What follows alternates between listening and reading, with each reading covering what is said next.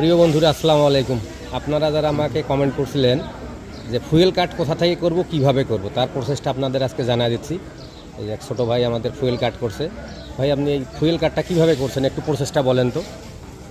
Fuel কার্ডের জন্য নির্দিষ্ট যে আবেদন ফর্ম রয়েছে সেই আবেদন ফর্ম নিয়ে ইউনিয়ন পরিষদে যে দুই কপি পাসপোর্ট সাইজের ছবি এবং ভোটার আইডি কার্ডের ফটোকপি, ড্রাইভিং লাইসেন্স এবং গাড়ির রেজিস্ট্রেশন কপি সহ জমা দেই। আমি গত 15 তারিখে এটা জমা করছি এবং গত 22 তারিখে আমি কার্ড হাতে পেয়েছি। 4-5 দিন সময় লাগে। 4-5 দিন সময় লেগেছে। সময়টা লাগাটা স্বাভাবিক, যেহেতু অনেক আবেদন, সেটা সম্পূর্ণ উপজেলার সব ইউনিয়ন থেকে আবেদন আসছিল। কোনো টাকা পয়সা তো লাগে না? না, কোনো টাকা পয়সা লাগেনি। আবেদনটা আমি ইউনিয়ন পরিষদে জমা করি এবং আমাদের কার্ডও ইউনিয়ন পরিষদে আসছে এবং সেই কার্ড ইউনিয়ন পরিষদ থেকেই আমার হাতে ওনারা পৌঁছাইছে। আমার স্বাক্ষর নিয়ে কার্ড আমাকে দিয়ে দিয়েছে।